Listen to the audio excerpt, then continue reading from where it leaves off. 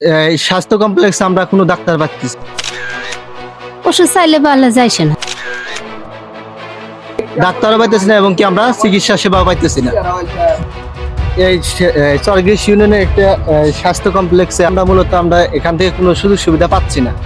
যেমন আমাদের এখানে ডাক্তার নাই, চর অঞ্চলে জন্য যে একটু সুযোগ সুবিধা, যে আমরা একটা হাসপাতাল সরকার দিছে, আমরা কি করবো এর থেকে সুযোগ সুবিধা নিব এবং কি আর এই যে ওষুধপাতিগুলো আছে এগুলো আমরা এই চরগ্রিস ইউনিয়নের এই সেবা এই জায়গা থেকে আমরা পাচ্ছি না।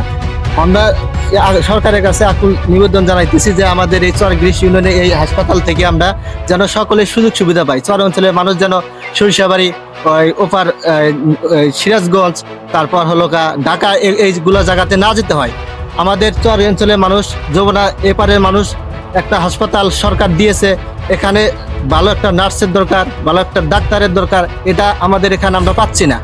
আমরা প্রতিনিয়ত আমরা এখান থেকে ওষুধ নেই না। যদি একটা বিপদ আপদ হয় আমাদের যেতে হয় সরিষাবাড়ি, আমাদের যেতে হয় ওলকা নদীর ওপার। তো অসুস্থ হলে আমরা যেন এখান থেকে সেবা পাই। বর্তমানে ওষুধপাতি কিছু আসে না, কাউকে দেয় না।